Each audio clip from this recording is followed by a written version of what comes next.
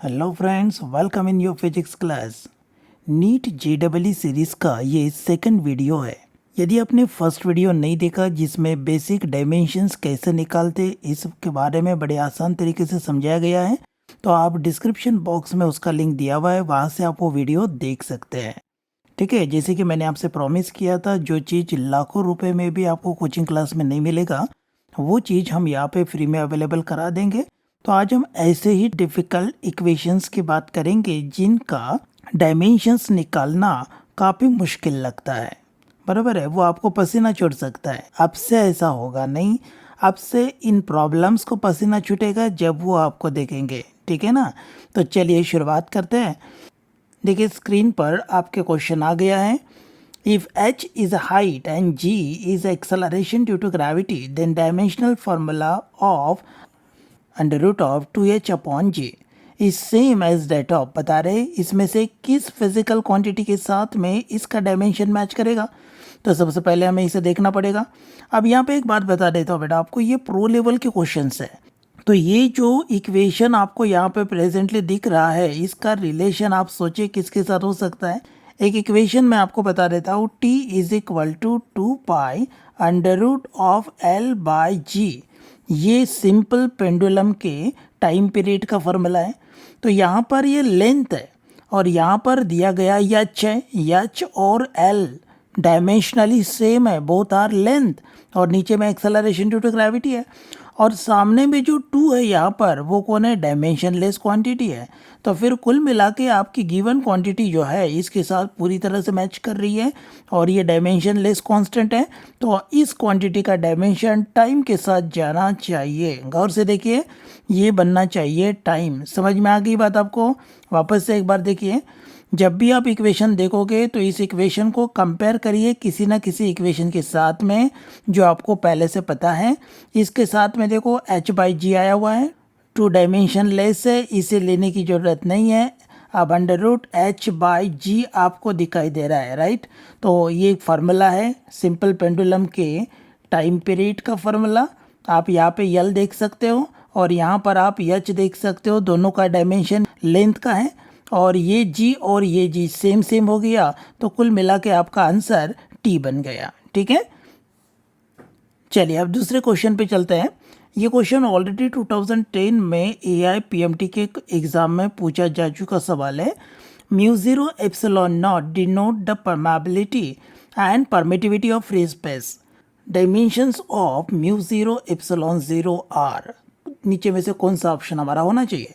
तो जैसे आप इन दो क्वांटिटी को साथ साथ देखोगे तो इलेक्ट्रोमैग्नेटिक वेव्स नाम का आपका एक चैप्टर है। उस चैप्टर में आपको ये बताया कि स्पीड ऑफ लाइट का मतलब होता है 1 upon under root of mu zero epsilon zero. ये आपको मालूम है। तो आप देख रहे सेम क्वांटिटी आपको यहाँ पे मिल रही है, वो भी स्क्वायर रूट में डाल के। तो स्क्वायर रूट में डाल के मिल रही है आपको यहाँ पर, लेकिन ईंधन में खुला मिल रहा है। तो आप इसको सी स्क्वायर कर देंगे कुछ इस प्रकार से, ताकि ये खुला हो जाए। आपको ये क्वांटिटी न्यूमरेटर में दी हुई है, तो ठीक है, कोई बात नहीं, आप इसको 1 अपॉन सी स्क्वायर कर लेंगे तो न्यूमरेटर में भी आ जाएगा बस। तो फिर ये टर्म आप पकड़ लीजिए और याद देखिए कि इसका जो डायमेंशन है वो 1 अपॉन सी स्क्वायर के डायमेंशन के साथ मैच कर रहा है। तो 1 अपॉन सी स्क्वायर का डायमेंशन क्या होगा? सी स्क्वायर का डायमेंशन मतलब स्पीड का डायमेंशन, उसके स्क्वायर का डायमेंशन। तो स्पीड का डायमेंशन है यल टी माइनस 1, तो इसका स्क्वायर हो जाना चाहिए इतना, राइट? अब इसको मैं जब लिखूंगा तो ये ऐसे होगा L to the power minus 2 T to the power plus 2। अब ये मेरा आंसर है। अब चलिए इस क्वेश्चन पे चलते हैं। यहाँ पे ये एलसीआर वाला क्वेश्चन आपको दिखाई दे रहा है। ये क्वेश्चन आपको मिलेगा इलेक्ट्रोमैग्नेटिक इंडक्शन और जो एसी सर्किट वाले चैप्टर से, उधर का ये क्वेश्चन है। दरअसल ये आपको बता रहा है कि कौन सा डायमेंशन यहाँ पर फ्रीक्वेंसी का डायमेंशन नहीं है, ऐसा वो आपको पूछ रहा है। तो which dimension is not dimension of frequency? तो यहाँ पर आप देखिए, सबसे पहले फ्रीक्वेंसी में आता है 1 upon 2 pi under root of L C. ये आता है रेजोनेंस फ्रीक्वेंसी का फॉर्मूला है। तो जिसके अंदर में ये वाली क्वांटिटी डायमेंशन लेस क्वांटिटी है, तो आपको फोकस करना है square root of L C जो डिनोमिनेटर में है, मतलब मैं इसकी बात कर रहा हूँ। ये फ्रीक्वेंसी का डायमेंशन है। अब आप कॉमन सेंस लगाइए, अगर ये डायमेंशन फ्रीक्वेंसी का है तो ये कैसे हो सकता फ्रीक्वेंसी का, right? So this is our right answer. ध्यान में आ गई बात। तो अब इससे और एक सीख आपको मिल रही है भाई कि 1/RC इसका भी डायमेंशन जो है वो फ्रीक्वेंसी का डायमेंशन है, R/L इसका भी डायमेंशन फ्रीक्वेंसी का डायमेंशन है, और इसका भी फ्रीक्वेंसी का डायमेंशन है। तो इसका मतलब है इन तीनों के डायमेंशन जो है वो फ्रीक्वेंसी वाले हैं, मतलब पर सेकंड वाले हैं, तो इनके डायमेंशन ऐसे होने चाहिए। तो आप ये ध्यान में रखिए, आप ये आपके लिए एडिशनल लर्निंग हो गया, और आपके रजिस्टर में ये चीज़ को नोट करके रख लीजिए, ठीक है? तो चलते आगे। The dimension of half epsilon naught E square where epsilon 0 is permittivity of free space and E is a electric field. देखिए यहाँ पे क्या दिया हुआ है, इस क्वांटिटी को आप अच्छे से देखिए। इलेक्ट्रोस्टैटिक्स चैप्टर में आपको ये एनर्जी डेंसिटी या फोर्स पर यूनिट एरिया के नाम से आपके सामने आता है। तो मैं एनर्जी डेंसिटी के बजाय या एनर्जी पर यूनिट वॉल्यूम के बजाय मैं इसे फोर्स पर यूनिट एरिया करके ट्रीट करूँगा, मेरे लिए आसान होगा। ये लीजिए, force per unit surface area का मतलब होता है 1/2 इप्सिलॉन नॉट ई स्क्वायर, ऐसा मिलता है। तो मुझे इसकी डायमेंशन कैलकुलेट करने की कोई आवश्यकता नहीं है, मैं इसका डायमेंशन कैलकुलेट करूंगा जो मैं बेहद आसानी से निकाल सकता। फोर्स का डायमेंशन है मास इनटू एक्सेलरेशन, लीजिए मैंने ले लिया, डिवाइडेड बाय सरफेस एरिया है मतलब L2। ओके, आप देखिए एक L नीचे का ऊपर जाएगा तो कैंसिल हो जाएगा, एक काम हो जाएगा। तो मेरे पास आंसर आया M1 L-1 T-2। This is my answer. आप देख सकते हैं बी ऑप्शन सही तरीके से मैच कर रहा है, ठीक है? चलिए बात है ये वाली क्वेश्चन की तरफ। यहाँ पे दिया हुआ आपको E²/4πε0 divided by HC। Question को गौर से देखिए, और यहाँ पर जो फिजिकल क्वांटिटीज आपको दिखाई दे रही है, दो फिजिकल क्वांटिटी मैं यहाँ पे देख पा रहा हूँ। आप पूरा इक्वेशन देख रहे होंगे, लेकिन मुझे सिर्फ दो चीज़ें यहाँ पे नज़र में आ रही हैं। एक देखिए, फोर्स इक्वल टू E²/4πε0r², ये इलेक्ट्रिक फोर्स है, कूलम्ब फोर्स। और एनर्जी दिख रही है मुझे E = hc/λ। क्लियर? तो पहले वाले इक्वेशन से मुझे एक फार्मूला मिलेगा, E²/4πε0 इंटू क्या दिया अपने को 1/SC दिया हुआ है। मैं इसको ऐसे लिख लेता हूँ हमारी गिवन इक्वेशन को, गिवन टर्म को, और पहले वाली क्वांटिटी में डाल देता हूँ मैं डायमेंशन किसका, F/r² वाला, मतलब मुझे इतने क्वांटिटी का डायमेंशन मुझे मिल जाएगा, राइट? तो यहाँ पे लिखूँगा FR², और नीचे में आ जाएगा SC, नीचे होने की वजह से E λ। क्लियर है? अब गौर से देखना, मैं अभी भी डायमेंशन पुट नहीं करूँगा, मैं बड़ा हो जाएगा वो क्वेश्चन। तो फोर्स इनटू डिस्प्लेसमेंट मैं इसे पकड़ लिया, ओके, जो एनर्जी के बराबर का रहेगा। अब लीजिए, फोर्स इनटू डिस्प्लेसमेंट एनर्जी, नीचे में भी एनर्जी, तो एनर्जी का डायमेंशन एनर्जी के डायमेंशन से कैंसिल हो गया। ऊपर में आर है मतलब लेंथ का डायमेंशन, नीचे में लैम्डा है मतलब अगेन लेंथ का डायमेंशन, कैंसिल होके डायमेंशन लेस बन गया। तो डायमेंशन लेस यहाँ पे कौन बताया, ए। तो यहाँ पे सही आंसर ए का होना चाहिए। वीडियो अगर आपको ये क्वेश्चन समझ में नहीं आया तो दोबारा से इसको जरूर देखिए। पहली दफ़ा आपको ये समझ में नहीं आएगा तो एक बार और कोशिश करके इसको जरूर देखना है। चलिए अब बात करते हैं dimension of Planck's constant divided by linear momentum का।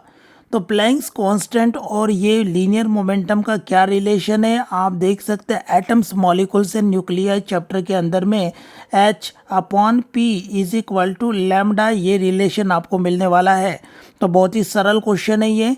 यहाँ पर आप क्लियर कट देख रहे हैं कि H/P, H का मतलब प्लैंक्स कांस्टेंट और लीनियर मोमेंटम मतलब P, ये मतलब होगा लैम्डा अर्थात L1। तो L1 आपको दिखाई दे रहा है C में, इसलिए आपका ऑप्शन C है। चलिए अब इसको सॉल्व करते हैं। देखिए इसको सॉल्व करने का तरीका क्या है।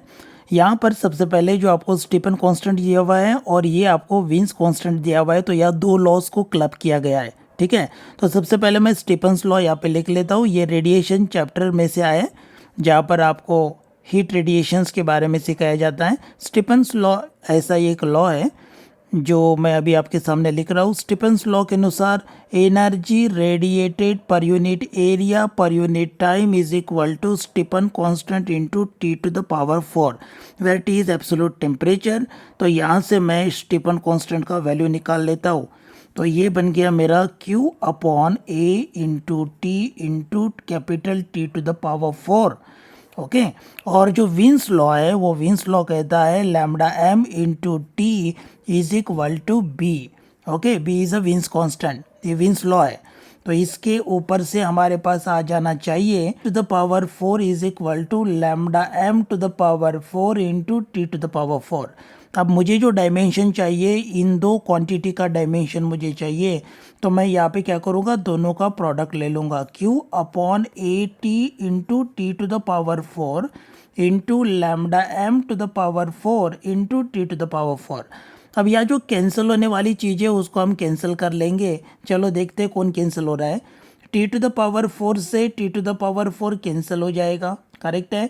और क्या रहा, बस हो गया। अब जो बचा वो हम फटाफट लिख लेते हैं। तो लिखने के बाद देखो हमको क्या मिलेगा। Q मतलब क्या, Q इज एनर्जी। एनर्जी मतलब फोर्स इनटू डिस्प्लेसमेंट। एनर्जी का मतलब फोर्स इनटू डिस्प्लेसमेंट। ये रहा force m1 l1 t-2 mass into acceleration into displacement l1, सीधा सीधा लिख देने का। अब आगे में गए तो ये मिला l to the lambda m to the power 4, तो ये होगा l टू द पावर 4 साथ में डिवाइडेड बाय, नीचे में a है एरिया मतलब l स्क्वायर और t मतलब टाइम, टाइम के लिए t1, बस हो गया। अब इसको सिंप्लीफाई करेंगे, देखिए क्या होता है। एक L1 आपको यहाँ पे नज़र में आना, L1 L स्क्वायर बनेगा जो इसके साथ कैंसिल हो गया। T1 वो नीचे का ऊपर जाएगा, T-1 बनेगा। तो हमारा आंसर कुछ इस प्रकार से आएगा M1 T नहीं, T के पहले L लिखेंगे L to the power 4 and T के ऊपर पावर -3। तो आप देख सकते हैं B हमारा आंसर यहाँ पे मैच हो रहा है। So this is our answer, ठीक है। चलिए अब चलते हैं E square upon epsilon not की तरफ। सबसे पहले मैं इसे देखने के बाद मेरे दिमाग में ये बात आनी चाहिए, इलेक्ट्रिक फील्ड और परमेबिलिटी। परमिटिविटी होता तो मैं कुछ इलेक्ट्रोस्टैटिक्स के बारे में सोचता, पर परमेबिलिटी तो मुझे इसके लिए इलेक्ट्रोमैग्नेटिक वेव्स वाली चैप्टर में ही कुछ खोजना पड़ेगा। तो मेरे दिमाग में एक फार्मूला आ गया, वो फार्मूला कुछ इस प्रकार से होना चाहिए, जरा केयरफुली देखिए।